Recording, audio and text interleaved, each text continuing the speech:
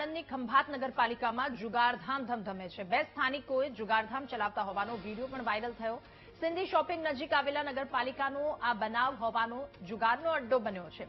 માત્ર 50 મીટર દૂર પોલીસ ચોકી છે, તેમ છતાંય અહીંયા જુગારધામ ધમધમે છે।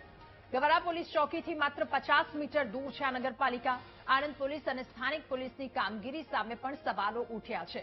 પોલીસ તંત્ર જાણે ઘોર નિંદ્રામાં હોય તે પ્રકારના દ્રશ્યો સામે આવ્યા છે। ત્યારે સવાલ અનેક આ ઘટનાને લઈને કે શું પોલીસના નાક નીચે નગરપાલિકામાં જુગારધામ ધમધમે છે?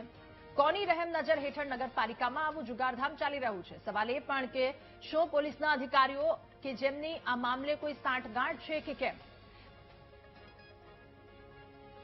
વધુ માહિતી મેળવીશું। સંવાદદાતા ઘનશ્યામ આ મુદ્દે આપણી સાથે ફોનલાઈન પર જોડાયા છે। ઘનશ્યામ, જુગારધામ પકડાયું છે, સ્થાનિક પોલીસ નિંદ્રાધીન, પોલીસ દ્વારા એક્શન શું લેવામાં આવ્યું?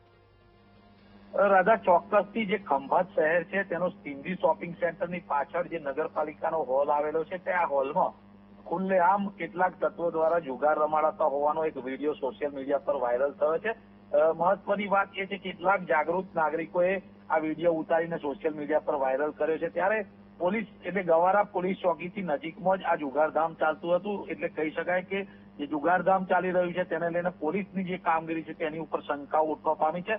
હાલ તો જે નગરપાલિકાનો હોલ છે તે જુગારધામ બન્યું છે, તેને લઈને નગરપાલિકાના જે શાસકો છે તેમની ઉપર પણ શંકાના સવાલો ઉભા થયા છે। જી રાધા। ઘનશ્યામ, બે સ્થાનિકો જેઓ આ જુગારધામ ચલાવતા હતા, હાલ તેઓ ક્યાં છે અને અગાઉ તેમને લઈને કોઈ કમ્પ્લેન થઈ હતી કે નહીં? આ જુગારધામ પકડાયું છે ત્યારબાદ એમના પર કોઈ કાર્યવાહી, તેઓ ક્યાં છે એને લઈને કોઈ અપડેટ?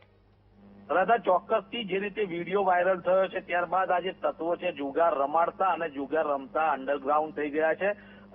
મહત્વની વાત એ છે કે હવે પોલીસ આ વાયરલ વિડીયો થયા બાદ આ લોકો સામે શું પગલાં લે છે એ જોવું રહ્યું। રાધા। ઓકે ઘનશ્યામ, આભાર આપનો વિગતો સાથે જોડાવા બદલ। તો પોલીસના નાક નીચે જુગારધામ ચાલી રહ્યું હતું, ત્યારે હવે સવાલ અનેક થઈ રહ્યા છે। પહેલો સવાલ તો એમની કામગીરીને લઈને કે માત્ર 50 મીટર પર પોલીસ સ્ટેશન છે, તો આ માહિતી કેમ એમની સામે ન આવી? સવાલ એ પણ કે હવે જે વ્યક્તિઓ આ જુગારધામ ચલાવતા હતા, ધમધમી રહ્યું હતું, કોના આશીર્વાદ હતા અને હવે શું કાર્યવાહી કરવામાં આવશે બંને વ્યક્તિ પર અથવા તો જેટલા લોકો તેમાં સંકળાયેલા છે તમામ પર?